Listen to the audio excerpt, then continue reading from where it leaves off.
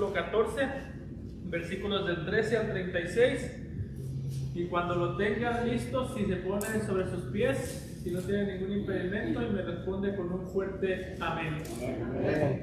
Amén. Dice la palabra de nuestro Dios. Mateo capítulo 14, versículos 13 al 36. Oyéndolo Jesús, se apartó de ahí en una barca a un lugar desierto y apartado, y cuando la gente le oyó, le siguió a pie desde las ciudades. Y saliendo Jesús, vio una gran multitud y tuvo compasión de ellos y sanó a los que de ellos estaban enfermos. Cuando anochecía, se acercaron a él sus discípulos diciendo: el lugar es desierto y la hora ya pasada. Despide a la multitud para que vaya por las aldeas y compren de comer. Jesús les dijo: no tienen necesidad de irse, dadles vosotros de comer. Y ellos dijeron: no tenemos aquí sino 5 panes y 2 peces. Él les dijo: traédmelos acá. Entonces mandó a la gente recostarse sobre la hierba, y tomando los 5 panes y los 2 peces, y levantando los ojos al cielo, bendijo y partió y dio los panes a los discípulos, y los discípulos a la multitud. Y comieron todos y se saciaron, y recogieron lo que sobró de los pedazos, 12 cestas llenas.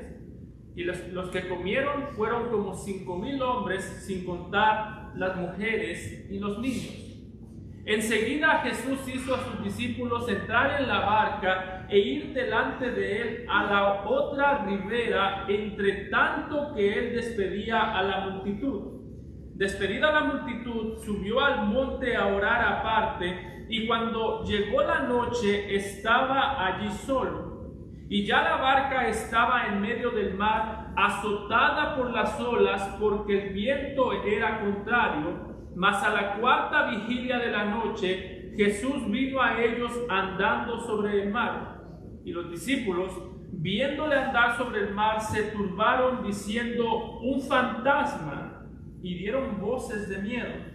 Pero enseguida Jesús les habló diciendo: tened ánimo, yo soy, no temáis. Entonces le respondió Pedro y dijo: Señor, si eres tú, manda que yo vaya a ti sobre las aguas. Y él dijo: ven. Y descendiendo Pedro de la barca, andaba sobre las aguas para ir a Jesús, pero al ver el fuerte viento tuvo miedo, y comenzando a hundirse dio voces diciendo: Señor, sálvame. Al momento Jesús extendió la mano, asió de él y le dijo: hombre de poca fe, ¿por qué dudaste? Y cuando ellos subieron en la barca, se calmó el viento. Entonces los que estaban en la barca vinieron y le adoraron diciendo: verdaderamente eres Hijo de Dios. Y terminada la travesía, vinieron a tierra de Genesaret. Cuando le conocieron los hombres de aquel lugar, enviaron noticia por toda aquella tierra alrededor, y trajeron a él todos los enfermos, y le rogaban que les dejase tocar solamente el borde de su manto, y todos los que lo tocaron quedaron sanos. Amado Padre, damos gracias el día de hoy por tu amor y compasión para con nosotros. Reconocemos, Señor, que tu amor es mucho más profundo de lo que nosotros podemos ver, mucho más alto de lo que podemos imaginar, Señor. Y Padre, queremos rogarte que el día de hoy nos ayudes a entender cómo ese amor fue reflejado en la persona del Señor Jesucristo. Rogamos, Padre, para que tú utilices tu palabra para hablar a nuestros corazones, de tal manera que si hay alguien aquí que está con desánimo, tú le des un ánimo, Señor, a través de estas palabras, de este evento de nuestro Señor Jesucristo. Y también, Señor, rogándote que si hay alguien que aún no te conoce y está en este lugar, que tú también lo traigas a salvación, haciéndole ver la condenación que merece y la salvación que tú ofreces en Cristo Jesús. Te lo rogamos en nombre de tu amado Jesús. Amén. Pueden tomar asiento, hermano.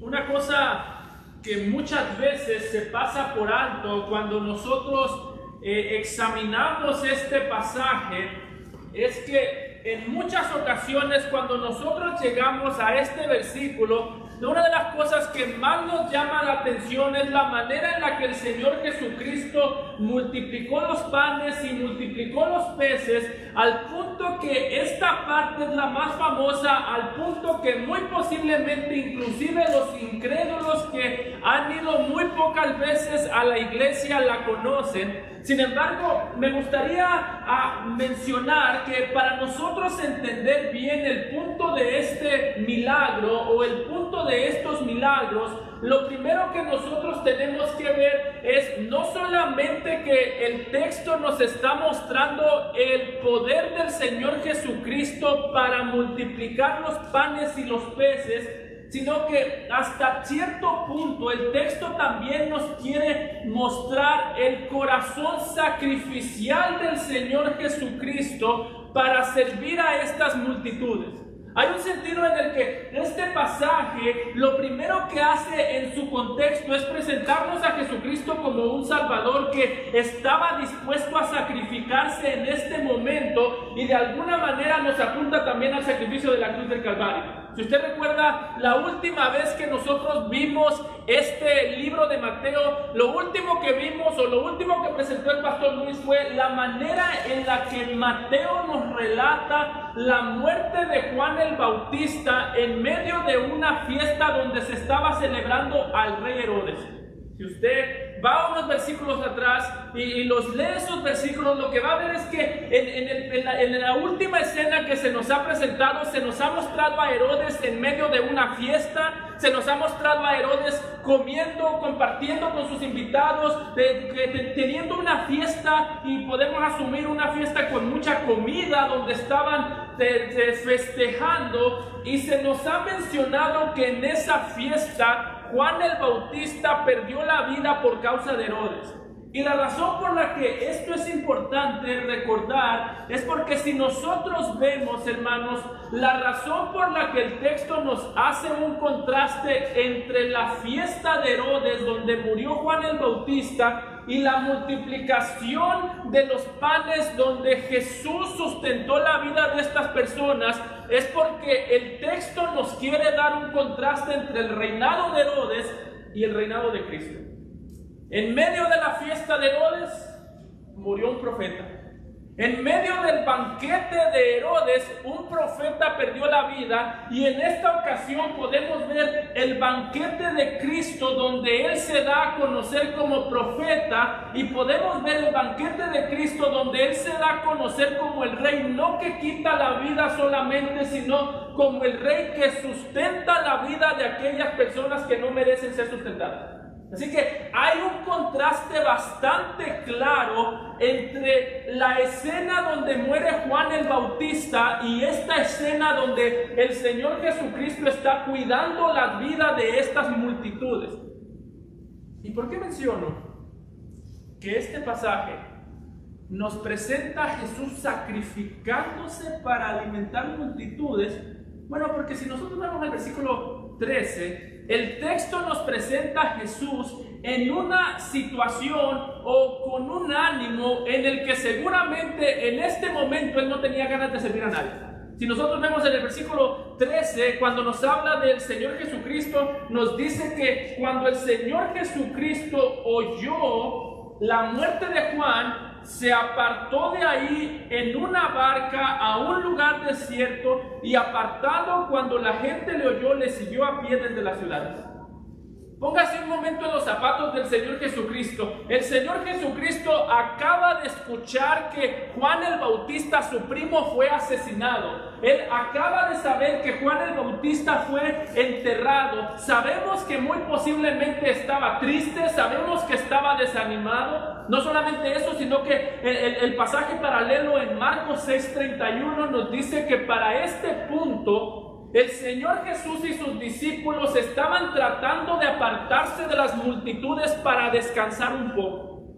Estaban cansados, no tenían ganas de estar, digámoslo así, rodeados de gente. Acababan de predicar en muchas ocasiones, nos dice Marcos 6:31, que venían de una jornada larga de trabajo. Para ponerlo más o menos en contexto, ¿cómo se siente usualmente usted después de un día de trabajo largo? Un día de trabajo donde su patrón andaba de mal humor. Y si usted trabaja en tienda donde los clientes lo trataron mal, el patrón lo trató mal, su compañero lo trató mal y llega cansado a su casa, ¿con cuántas ganas tiene usted de ver gente? Usualmente no tiene nada de ganas. Bueno, así se sentía Jesús en este momento. Así se sentían los discípulos en este momento. Sin embargo, la razón por la que este pasaje nos muestra a Jesús teniendo la intención de descansar y nos presentan los discípulos teniendo la intención y el deseo de descansar, o la razón por la que los muestra cancelando el descanso para servir a las multitudes, es porque, hermanos, lo que el texto nos quiere mostrar es que para el Señor Jesucristo el servicio verdadero muchas veces no es algo que sucede cuando yo tengo el tiempo, sino cuando yo hago el tiempo. Es decir, servir porque tengo tiempo no es malo, pero no es lo mejor. Servir porque tengo tiempo no es que sea algo malo, no es que sea algo incorrecto. Sin embargo, el verdadero corazón servicial va a salir a la luz no cuando yo tengo tiempo, o a veces no cuando yo tengo ganas de servir, sino cuando yo no tengo ganas de servir, cuando yo entiendo que he servido lo suficiente como los discípulos habían servido. Y no solamente eso, el servicio verdadero va a suceder en el reino de Cristo cuando yo estoy sirviendo a personas que yo estoy seguro que no merecen ser servidas. Para este punto nos dice Juan en el capítulo 6 que las personas seguían a Jesús no porque querían estar con él, sino porque querían las señales. Es decir, Jesús sabía, no solamente Jesús sospechaba que si él servía a estas personas después le iban a pagar mal. ¿Le ha pasado a usted que dice, me da miedo servirle a esa persona porque le he servido y después de servirle se olvida, y a veces son malagradecidos? ¿No le ha pasado a usted que quiere cuidarse de no servir a personas malagradecidas? ¿O no le ha pasado a usted que después de una mala experiencia de haber servido a alguien que después le pagó mal, no lo quiere volver a servir? Bueno, Jesús no solamente sospechaba que estas personas le iban a pagar mal, Jesús sabía que estas personas le iban a pagar mal, y Jesús dice, tú podrías saber que te van a pagar mal, pero en mi reino eso no es una excusa para no servir, eso es un recordatorio de por qué estás llamado a servir. Hermanos, no sé si vemos, pero usualmente las excusas que nosotros ponemos para no servir son las razones por las que Jesús servía. Nosotros podemos poner una excusa, la gente paga mal, y Jesús diría, tú sabes que la gente paga mal después de que te pagaron mal. Yo sé que pagan mal antes de que paguen mal, y aún así yo lo sirvo. Piensa en el aposento alto, cuando Jesús lavó los pies de sus discípulos. Jesús sabía que Pedro lo iba a negar y le lavó los pies. Peor aún, Jesús sabía que Judas lo iba a traicionar. No sospechaba, él sabía y le lavó los pies. Así que muchas veces, una vez más, las cosas, mis excusas para no servir son las cosas por las que Jesús dice, esa es la razón por la que deberías estar sirviendo. Tú sabes que la gente es mala, sírvela. Pero es que eso me hace un tonto. Ten mucho cuidado cuando usamos esa lógica. Yo no soy tonto para servir a gente que me va a pagar mal. Ten mucho cuidado porque Jesús sirvió a gente que él sabía que le iba a pagar mal. Y no solamente eso, sino que nos aconsejó que hiciéramos lo mismo. Noten cómo dice en Lucas 14, 13 y 15, cuando estaba hablando acerca de estas parábolas, dice él, cuando hagas banquete, dice Jesús, llama a los pobres, los mancos, los cojos y los ciegos, dice, y seréis bienaventurados, seréis feliz, seréis dichosos, tendréis gozo, porque ellos no te pueden recompensar, pero te será recompensado en la resurrección de los justos. Si nota lo que está diciendo Jesús, tú deberías tener más urgencia de servir a los que no te pueden recompensar que a los que sí pueden. Y eso es lo que está haciendo aquí. Lo que él está haciendo aquí es sacrificar el descanso para servir a personas que él sabía que le iban a pagar mal, que él sabía que lo estaban siguiendo por una mala o con una mala motivación. Lo que Jesús está haciendo, hermanos, es un total contraste a lo que hizo Herodes con Juan el Bautista. Herodes mató a Juan el Bautista para quedar bien con los invitados. Jesús sacrificó a los discípulos, el descanso de los discípulos, su propio descanso, para cuidar a los traicioneros que lo estaban siguiendo. ¿Y sabes qué es lo que el texto nos muestra? Que esa es la conducta debajo del reino. Si el rey se comporta de esa manera, él no espera que los súbditos se comporten de una manera distinta. Si yo, siendo el maestro, dijo el Señor Jesucristo, les lavé los pies a vosotros, vosotros también tenéis que lavar los pies los unos a los otros. Hermano, ¿sabes tú cuándo es que tú y yo estamos sirviendo más claramente el reino de los cielos? ¿Sabes tú cuándo es que tú y yo de verdad tenemos los ojos puestos en lo eterno? Muchas veces nosotros cantamos canciones que dicen, voy a poner los ojos en lo eterno, poner los ojos en la cruz del Calvario, pero ¿cómo luce eso en la vida diaria? ¿Cómo luce eso en la vida del diario vivir? Hermano, tú sabes que tus ojos están puestos en la tierra cuando tú sabes que los ojos están puestos en el cielo cuando sirves a personas que no tienen cómo recompensarte en la tierra.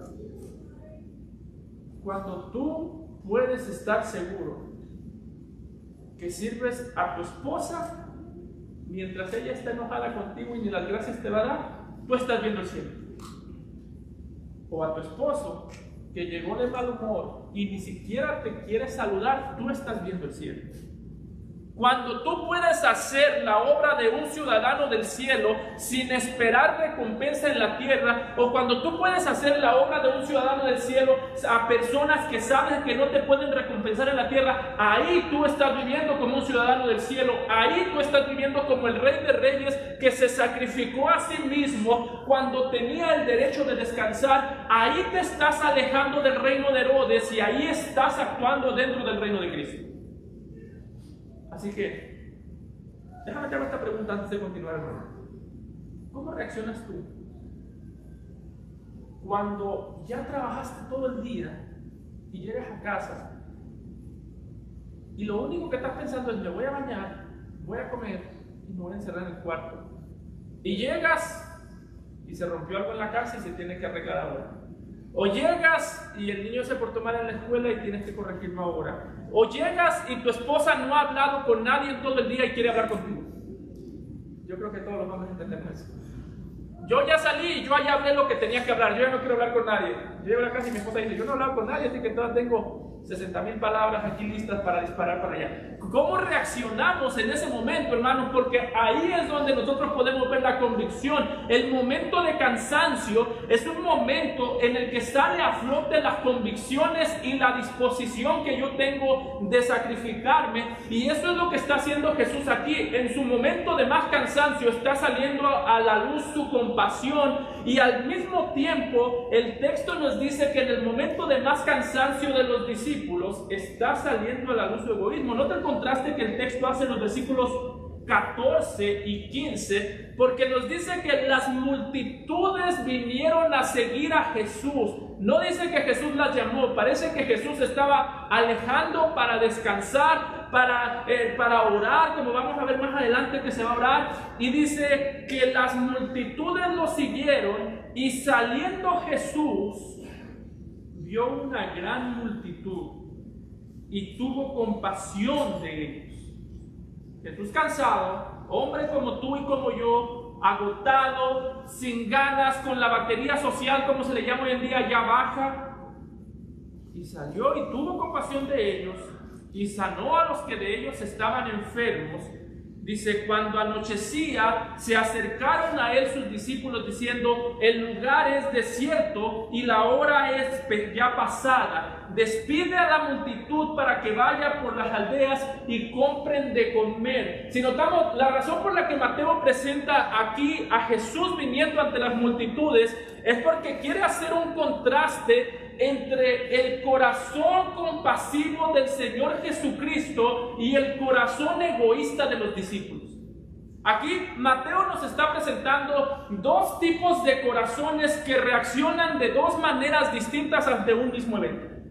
No es que los discípulos estaban más cansados que Jesús y por eso querían echar fuera a las multitudes. No, los dos estaban igual de cansados. Posiblemente inclusive Jesús estaba más cansado. A la gente usualmente quería ver a Jesús, no a los discípulos.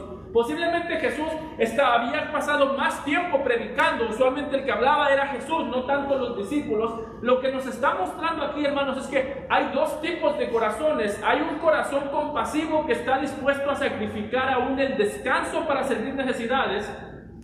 Y hay corazones como los discípulos que en el momento de sacrificar algo prefieren sacrificar al necesitado antes que sacrificarse para servir a las necesidades.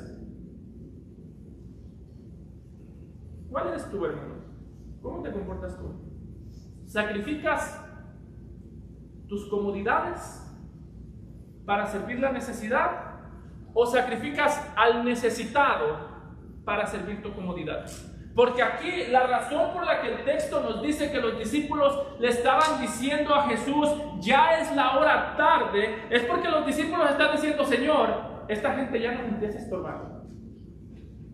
Está tirando en directa como cuando alguien va y visita su casa y usted quiere que se vaya y empieza a bostezar y no entiende. Bueno, aquí los discípulos llegaron un paso más. Está diciendo como que ya hace hambre, Señor, y nosotros no estamos pensando en las necesidades de esta gente. Nosotros lo que queremos es descansar. Ya hemos trabajado. En un sentido, los discípulos tenían este sentido de yo ya trabajé y después de trabajar yo ya me merezco mi cansancio, me merezco mi descanso. Y hermano, cuando se entra a esa área, se entra a una área peligrosa.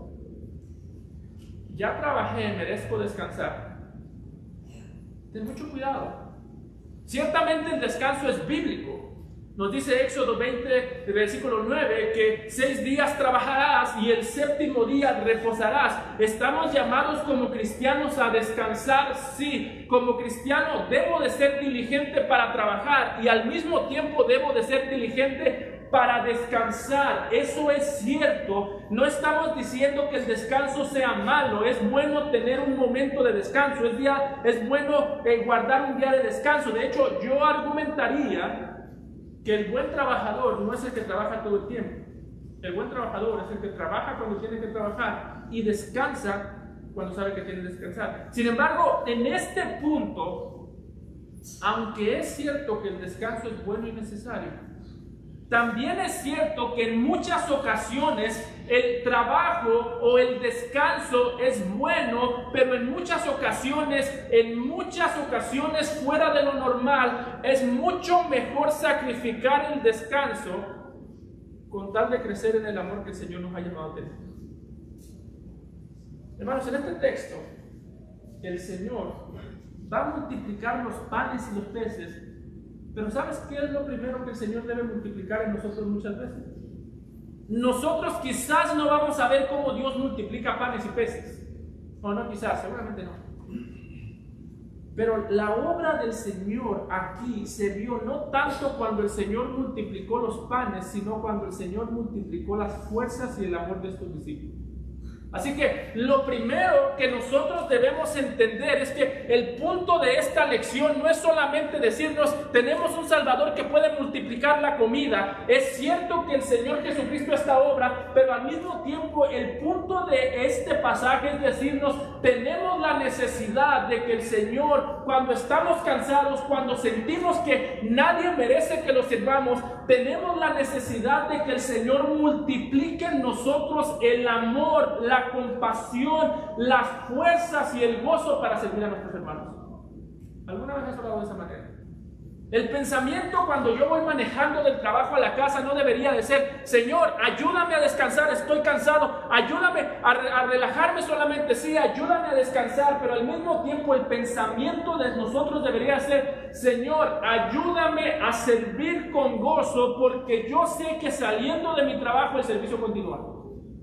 De hecho, muchas veces saliendo de tu trabajo el servicio empieza, porque en tu trabajo te pagan y haces las cosas porque te pagan.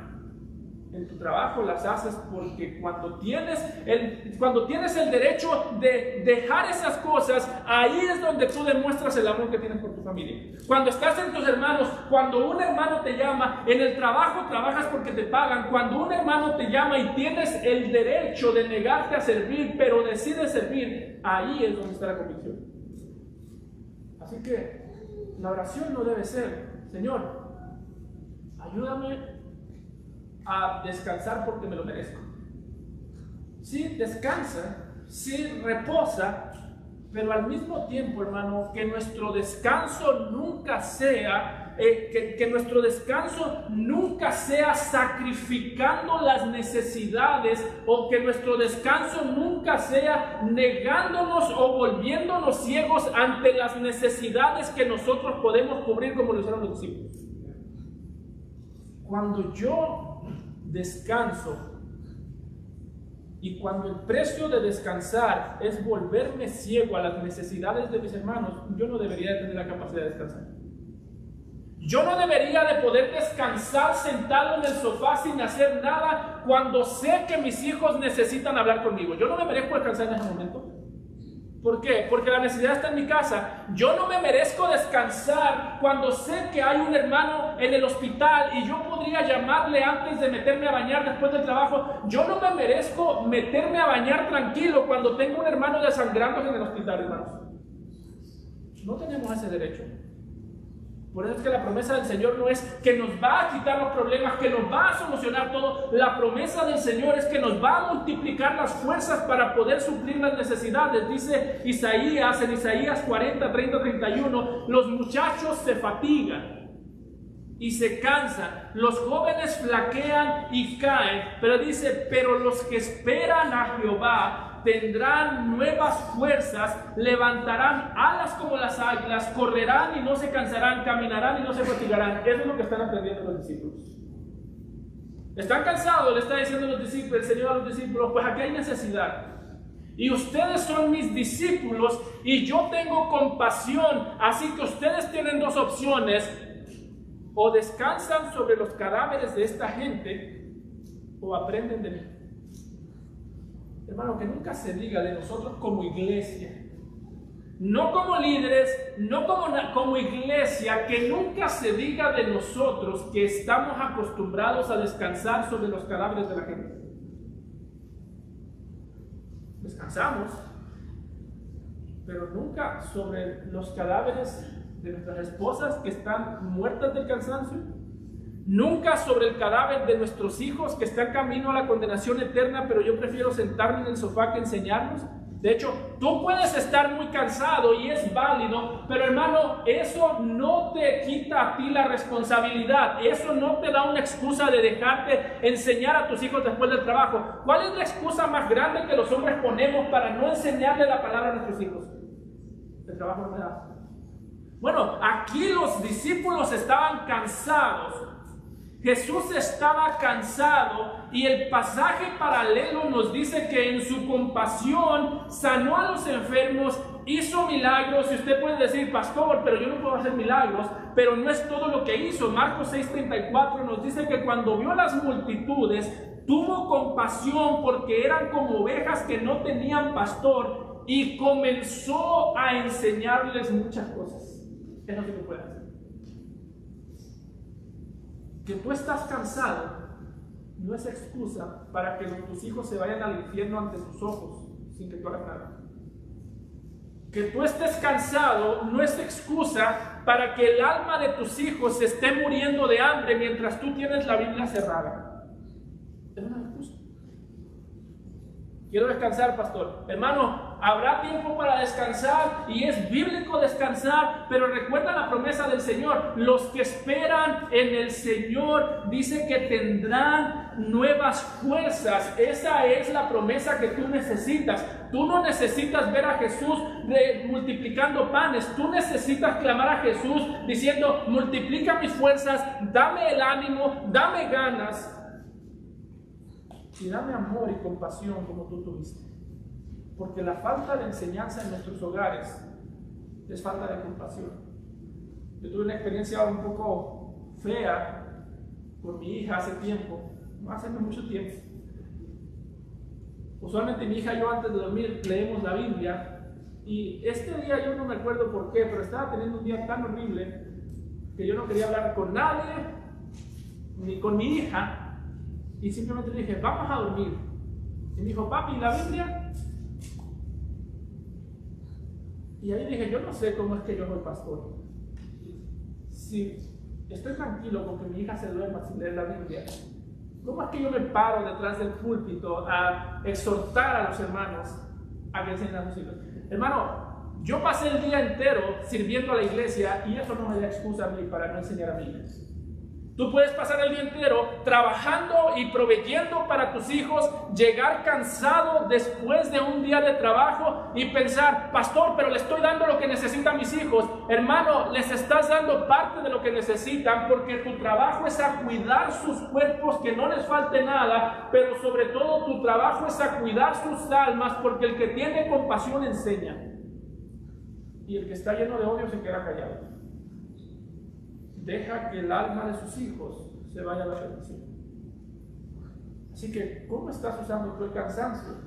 ¿Lo usas como una manera de clamar: Señor, multiplica mis fuerzas, dame ánimo, dame el gozo para hacerlo, dame un peso por el alma de mis hijos, dame un peso por el alma de mi esposa, dame un peso por el alma de mis hermanos? ¿O estás diciendo: Señor, ya hice lo suficiente, yo no quiero hacer nada más?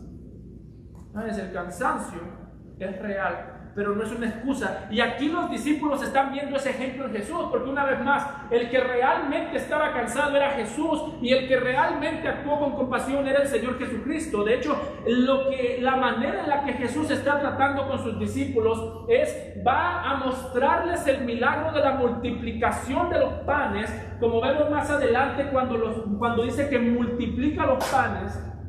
El texto no nos dice cómo los multiplicó, no nos dice cómo fue la experiencia, cómo fue la reacción.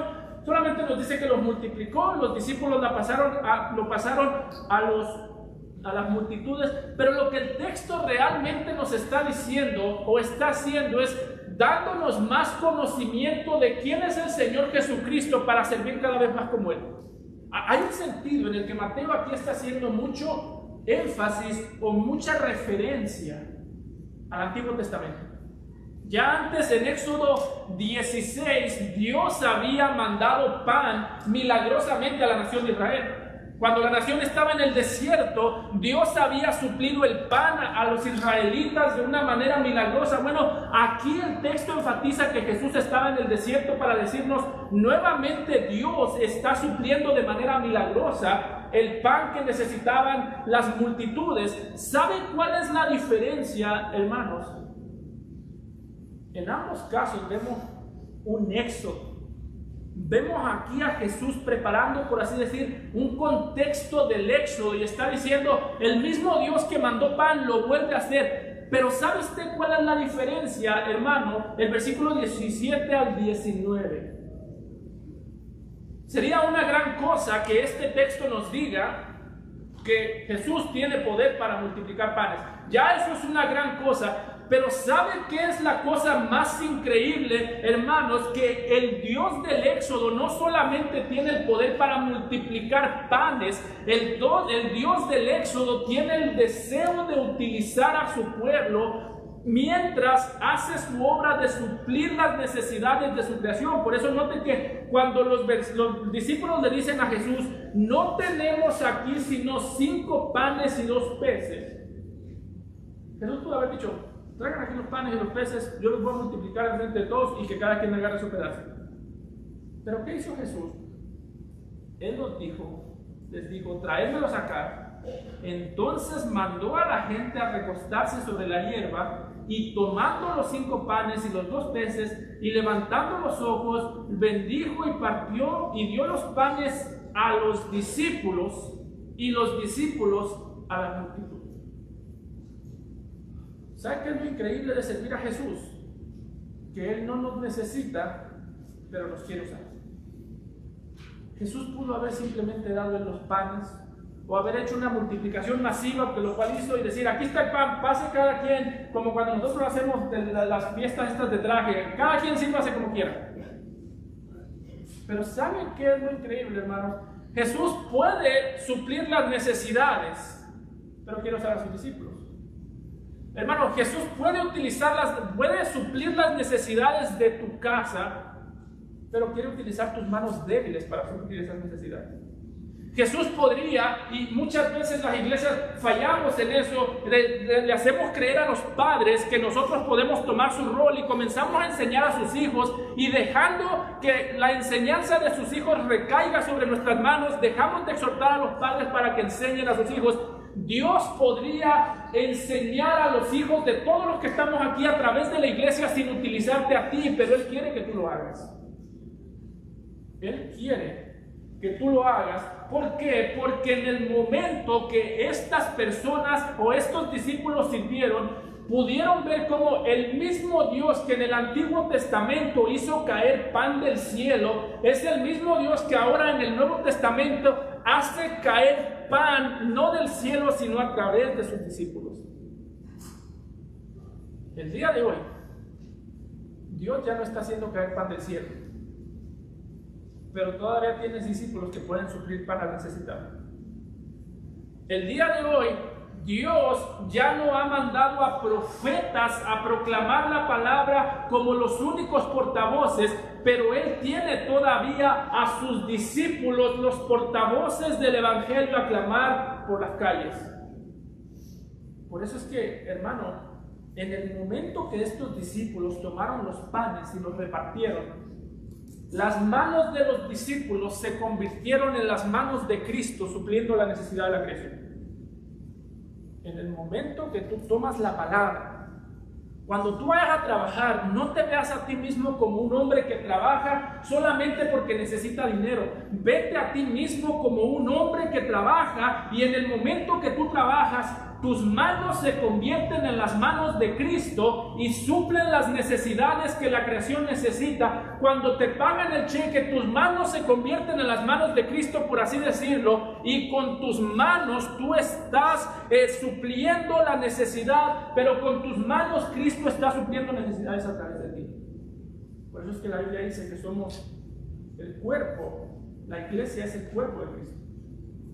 Por eso Pablo dice en Efesios capítulo 5 que la iglesia es hueso de los huesos de Cristo, porque así como Adán y Eva eran una sola carne, así también nosotros somos la voz de Cristo en la tierra, las manos amorosas de Cristo en la tierra, y somos las personas, los representantes, los embajadores. Por eso, mi hermano, cuando tú veas a Cristo poner excusa del cansancio, tú puedes poner esa excusa.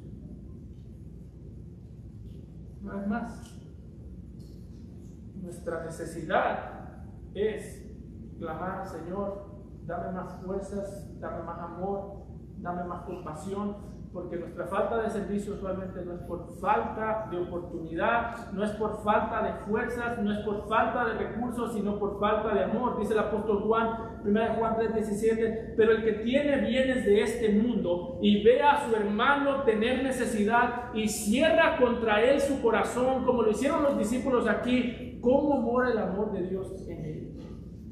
Dice Juan, no es un tema de oportunidad, es un tema de amor. No es un tema de recursos, es un tema de corazón. Y la manera en la que tú vas a crecer en esas áreas es: observa cómo Jesús se sacrificó, cómo Jesús estuvo dispuesto a sacrificar su momento de tranquilidad para servir a estas personas. Observa cómo Jesús aquí es presentado como el Dios o el Dios encarnado que está guiando a su pueblo hacia un nuevo éxodo que terminará en la cruz del Calvario. Como digo aquí, el texto nos presenta a Jesús como una figura que fue anunciada en el Antiguo Testamento. Podemos verlo a la luz de Moisés, porque una vez más, así como Dios suplió el pan a través de Moisés, ahora Dios está supliendo el pan a través del Señor Jesucristo. Podemos ver a Jesús como un nuevo libertador que está marchando hacia la cruz, hacia un nuevo éxodo, hacia libertar a su pueblo. De hecho, no es coincidencia que después Jesús camine sobre el mar. No es coincidencia que el Señor Jesucristo libre a su pueblo en el mar de la misma manera que sucedió en el éxodo. Nada de eso es coincidencia. Lo que está diciendo es: aquí está un nuevo, mejor y perfecto Moisés. Y podemos ver a Jesús como un profeta. Hermano, recuerde, Juan el Bautista acababa de morir. Así que posiblemente el sentir en la gente era: ya no hay más profetas de Dios.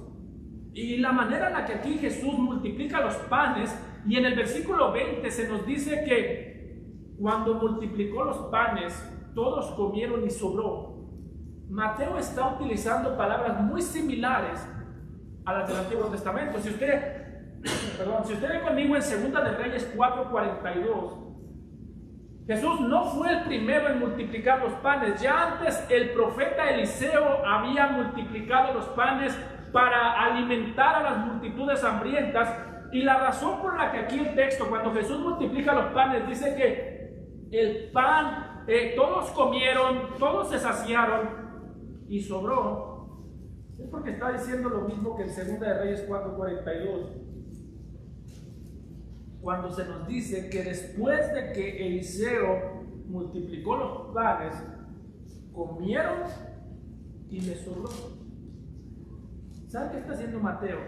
Está diciendo: sí, Juan el Bautista murió, pero Dios sigue hablando. Sí, Juan el Bautista sufrió y murió, pero Dios sigue hablando a través del Hijo. Dios, habiendo hablado en muchas ocasiones, de muchas maneras, dice el autor de Hebreo, en los postreros días nos ha hablado a través del Hijo. Así que tú quieres tener esta compasión, mira al Hijo.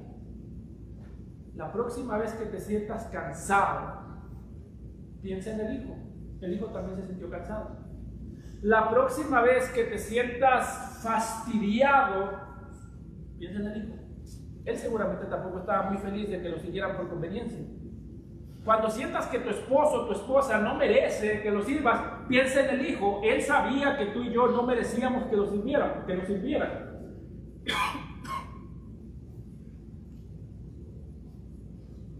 Hermano, déjame decirlo de esta manera. Nuestra falta de servicio no es por falta de oportunidad, por falta de fuerza, ni siquiera es por falta de amor a nuestros hijos. Es por falta de amor al Señor Jesucristo. ¿Por qué? Porque cada vez que yo decido no sacrificarme por nadie, yo estoy teniendo en baja estima no a la persona a la que me niego a servir, sino que estoy teniendo en baja estima a la persona que se sacrificó para servirme a mí. En este texto los discípulos conocieron a Jesús, conocieron su amor, conocieron su compasión, pero al mismo tiempo, después de servir, vieron o necesitaban ser cuidados por Jesús. Por eso note cómo el texto continúa en los versículos 22 al 24. Dice: enseguida, y si tienen con qué subrayar, subraya bien. Jesús, después de que han alimentado a las multitudes, Jesús hizo a sus discípulos entrar en la barca e ir delante de él a la otra ribera entre tanto que él despedía a la multitud, despedida la multitud, subió al monte a orar aparte, y cuando llegó la noche estaba ahí solo, y ya la barca estaba en medio mar, azotada por las olas, porque el viento era contrario. Esta parte es extraña. ¿Por qué? Porque los discípulos acababan de obedecer al Señor Jesucristo aun cuando no tenían fuerzas. Acababan de ser obedientes, no sabemos si de buena o de mala gana, pero fueron obedientes. ¿Y saben qué es lo extraño de este versículo, hermano? Que después de que obedecen al Señor Jesucristo, el plan de Jesús para ellos fue mandarlos hacia la tormenta. ¿Cómo se sentiría usted de saber que obedecí al Señor y después de obedecerlo me mandó a sufrir? Bueno, eso es lo que le estaba pasando a los discípulos, y realmente la razón por la que el texto nos presenta esto no es porque Jesús disfrutaba de ver cómo sus discípulos sufrían. No, sabemos por el versículo 22 que Jesús tenía cierta urgencia de que sus discípulos abandonaran las multitudes. Por eso dice que enseguida, inmediatamente el Señor Jesucristo, después de que los discípulos terminaron de trabajar, lo que el Señor Jesús hizo fue alejar a los discípulos de las multitudes. En Mateo no nos dice por qué, pero cuando vemos el pasaje paralelo de Juan 6:15, podemos asumir que Jesús estaba despidiendo o alejando a los discípulos de las multitudes, porque Juan 6:15 nos dice que después de ser alimentados, las personas vinieron a llevárselo por la fuerza para hacerle rey. Así que muy posiblemente lo que estaba pasando es que la gente estaba contenta, ya comieron, están viendo a Jesús como una figura de rey, están viendo a los discípulos como personas importantes, y la razón por la que el Señor viene y envía a los discípulos hacia la tormenta es porque el Señor Jesucristo sabía que la fama que esto le iba a traer a sus discípulos era peligrosa. Es interesante que Jesús sabía que si los discípulos veían a las multitudes emocionadas, ellos se iban a alegrar. Ellos iban a decir: sí, Jesús te alimentó, pero yo ayudé. Ellos sabían que la gente iba a aplaudir a los discípulos por la ayuda. Hermanos, note usted cómo el Señor Jesús cuida a sus discípulos de una manera tan particular. Jesús tuvo la oportunidad de que la gente aplaudiera a sus discípulos. ¿Qué es lo que uno usualmente quiere después de servir? Un gracias, un muy bien. De hecho, le voy a decir una cosa, un secreto de mujeres que yo me sé. Cuando una mujer cocina y dice: ah, me quedó bien feo, ella está esperando que usted diga: no, te quedó bien rico.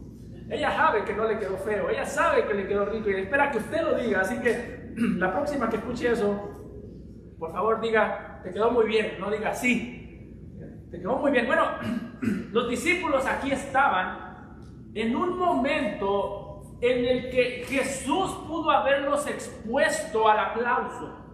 La gente pudo haber dicho: Jesús, gracias a ti y a tus discípulos es que nosotros hemos comido. Pero ¿sabe por qué el Señor Jesucristo los envía a la tormenta? Porque para el Señor Jesucristo hay más peligro para el alma cuando estamos siendo aplaudidos que cuando estamos siendo afligidos. El momento más peligroso en tu alma es cuando alguien te felicita. ¿Por qué? Porque después de que soy felicitado, siento que ya mi trabajo aquí ha terminado. Después de que alguien me felicita, siento que el esfuerzo ha valido la pena y lo único que voy a hacer es esforzarme nuevamente para después recibir otra felicitación. Es lo que hacen los niños. Hacen una broma, usted se ríe. Cuando ya eso no le da risa, hacen una diferente. ¿Cuál es la opción que está haciendo Jesús? Jesús está diciendo: la manera de cuidar a mis discípulos no será exponiéndolos al aplauso, será exponiéndolos a la aflicción. ¿Por qué? Porque como dijo el salmista en Salmo 119:71, bueno me es haber sido afligido para que aprenda tus estatutos. Hermano, este es el corazón que Jesús quiere formar en sus discípulos. Un corazón que sirve y cuando sirve lo hace con sacrificio, y un corazón que después de sufrir después de servir está dispuesto a sufrir confiando en el Señor. Es lo que los discípulos están, lo que Jesús está haciendo, está diciendo, tú no necesitas que te aplaudan, tú necesitas tener paciencia cuando sufres. De hecho, hermano, si alguna vez tú te sientes amargado después de sufrir, ten mucho cuidado. ¿Sabe usted cuál es la característica principal de una persona vanagloriosa o de una persona orgullosa o de una persona arrogante que sirve detrás del púlpito, detrás de cualquier cosa? Las personas arrogantes no se enojan porque la gente las trata mal. ¿Sabe por qué se enojan? Porque la gente no las trata tan bien como ellos desean. Porque la gente no los reconoce tan bien como ellos desean. A una persona arrogante no le importa, o no es que no le importe, pero no se preocupa tanto porque la trataron mal. Una persona arrogante se preocupa más porque siente que no la valoran como deberían, porque siente que no le agradecen como debería. Y aquí Jesús está cuidando a sus discípulos de eso. Está diciendo, sí, ustedes sirvieron, pero no hay nada de qué jactarse, porque ¿qué tienes que no hayas recibido? Ustedes sirvieron como mis instrumentos, y ustedes sirvieron para mi gloria, no para la de ustedes. Así que mientras sirves, sirves sacrificándote. Mientras sufres, sufres clamando y pidiéndole al Señor que no vivas quejándote. Y es lo que Jesús les está enseñando a los discípulos aquí. El texto, esta tormenta, está sacando a la luz quién es Jesús y quiénes son los discípulos. Usted puede estar casi seguro que después de que los discípulos sirvieron, traían cierto sentido de grandeza. De hecho, en el pasaje paralelo se nos dice que Jesús, cuando en Juan nos dice que muchas personas, después de escuchar la enseñanza de Jesús, muchas personas abandonaron a Jesús. Aquel famoso pasaje donde dice que cuando escucharon dijeron, qué dura es esta palabra, ¿quién podrá recibirla? Y dice, uno a uno se iban, y Jesús les preguntó, ¿quieren ustedes también ir? Y Pedro respondió, ¿a qué iremos? Solo no tienen palabras de vida. Después de eso se suben a la barca. Así que los discípulos seguramente venían, uy, todos lo abandonaron, pero nosotros no. Las multitudes se fueron, yo sigo aquí. Y Jesús dice, bueno, seguramente están muy alzados, seguramente tienen el ego bastante arriba. Vamos a ver cómo reacciona la tormenta. Y por eso dice, mas a la cuarta vigilia de la noche, Jesús vino a ellos andando sobre el mar, y los discípulos, viendo andar sobre el mar, se turbaron diciendo, un fantasma, y dieron voces de miedo. Ahí está quiénes son los discípulos. Esto les rompió todo el ego. El ego de decir nosotros le seguimos y las multitudes no. El ego de decir nosotros trabajamos más allá de nuestras fuerzas y las multitudes no. Ahí la tormenta lo que hace, hermano, no es que nos destruye como cristianos, pero sí destruye nuestro pecado cuando estamos alzados. Dice, pero enseguida Jesús les habló diciendo, tened ánimo, yo soy, no temáis. Una vez más, el punto aquí no es que Jesús quiere o que Jesús quería torturar a sus discípulos. El punto no es que le gusta verlos sufrir. El punto del texto es que utilizó la tormenta para cuidar el corazón y para darse a conocer de una manera más profunda a sus discípulos. Por eso note como dice en el versículo 33 que los que estaban en la barca, después de que Jesús calma la tempestad, después de que Jesús rescata a Pedro del medio de la tormenta, dice, vinieron y le adoraron diciendo, verdaderamente eres hijo de Dios. Los discípulos acababan de ver a Jesús multiplicar los panes y no dijeron esto.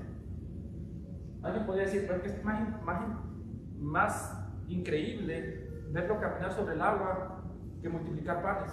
Es más difícil caminar sobre el agua que multiplicar pan. A ver, multiplica el pan. Las dos cosas eran dignas de adoración.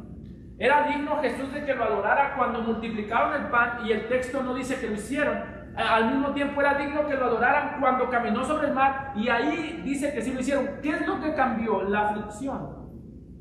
La aflicción preparó el corazón. Bueno me es haber sido humillado para que aprenda. En el primer milagro ellos vieron que Jesús hizo un milagro. En el segundo milagro, ellos vieron a Jesús más que al milagro. Esa es la diferencia. En el primero ellos vieron el milagro y dijeron, wow, ese milagro está increíble. En el segundo, cuando estaban afligidos, cuando vieron su vida pasar por sus ojos, cuando iban camino a la muerte, ahí vieron a Cristo y dijeron, wow, ese es el Salvador que yo necesito. Tiene que ser el Hijo de Dios. Eso es lo que hace Jesús por medio de la aflicción. Te quita los ojos del milagro, por así decirlo, y te los pone en Él. Y aquí, una vez más, esta tormenta sacó a la luz quién es quién, sacó a la luz las debilidades de Pedro. Se nos dice en el versículo 28 en adelante que Pedro descendió, que Pedro le dijo al Señor, si eres tú, pide o ordena que yo camine sobre las aguas. Y cuando estaba caminando cayó. Se nos muestra a Pedro frágil, se nos muestra a Pedro como alguien que tenía necesidad, no del aplauso de las multitudes, sino del cuidado de su Salvador. Y al mismo tiempo, hermano, y esto es lo más importante de esta historia, se nos muestra el carácter del Señor Jesucristo. ¿Sabe usted por qué se nos dice que el Señor Jesucristo caminó sobre las aguas? No es solamente para que digamos, wow, el Salvador camina sobre las aguas, y no es para que busquemos la lógica de decir, es increíble que Él caminó sobre las aguas. El punto es mostrar a Jesús no solamente como un profeta que multiplica los panes como Eliseo, sino mostrar a Jesús como el creador que tiene dominio sobre su creación y que puede controlar la creación con el poder de su palabra y con el poder de su presencia. Una vez más, Mateo está citando el Antiguo Testamento. Ya antes Job, cuando estaba sufriendo, había descrito al Señor, al Creador, como alguien que tiene dominio sobre el mar y sobre el cielo. Dice Job en Job 9:8 que Él, Dios, solo extendió los cielos y anda o camina sobre las olas del mar. Así que Jesús está diciendo, ¿se acuerdan del Dios de Job? Yo estoy aquí presente. Si a alguien me falta pruebas de que Jesús es Dios, el hecho que camine sobre el mar, como dice que solo Dios camina sobre el mar, es una clara referencia a la deidad del Señor Jesucristo. No solo eso, sino que Jesús mismo anuncia su deidad cuando viene a sus discípulos y les dice, yo soy, no temáis. Está tomando muchas palabras del Antiguo Testamento y poniéndolo juntas. Por un lado, es el no temáis, es la misma palabra que se le dice a Josué en Josué 1:8 o 1:9 cuando el Señor le dice, mira que te mando que te esfuerces y seas valiente, no temas ni desmayes, porque Jehová tu Dios estará contigo donde quiera que tú vayas. Aquí está diciendo exactamente lo mismo. No teman ni desmayen, porque Jehová su Dios está con ustedes en la batalla. Como digo, el texto nos está presentando un nuevo éxodo, porque el mismo Dios que en Éxodo 3:14 dijo, antes de liberar a su pueblo, yo soy el que soy, es el mismo Dios que aquí está diciendo, yo soy. No temáis. Hermanos, el mismo Dios que en Éxodo 3 descendió para libertar a su pueblo de la esclavitud en Egipto, ahora está aquí, ha descendido en carne y hueso para libertar a su pueblo, para libertar a su iglesia por medio de la cruz del Calvario, ya no trayendo las plagas contra Egipto, sino trayendo las plagas contra sí mismo. Por eso el mayor gozo que tú y yo tenemos para no temer es que Él está con nosotros y a través de su cruz nos ha sacado de la esclavitud. Como decía Cantinflas, podemos decir, si Él está con nosotros, aunque me maten, no me muero, porque Él nos guarda, Él está presente. Y si se levanta el hambre, Él provee. Si se levantan las tormentas, Él las calma. Si se levanta el infierno, Él lo derrotó. Si se levanta la enfermedad, Él tiene dominio sobre todas estas cosas. Note cómo termina el texto. Y terminando la travesía, vinieron a tierra de Genezaret. Cuando le conocieron los hombres de aquel lugar, enviaron noticias por toda aquella tierra alrededor y trajeron a Él todos los enfermos y le rogaba que le dejasen tocar solamente el borde de su manto. Y todos los que le tocaron quedaron sanos. Si se levanta lo que se levante, Él gobierna y Él salva. Amado Padre, te damos gracias, Señor, por este glorioso Salvador que tú nos has dado, que está con nosotros y que no solamente nos pone en lugares para que suplamos necesidades, sino que multiplica nuestras fuerzas, nuestro amor y nuestro gozo para servir a esas necesidades. Damos gracias en Cristo Jesús.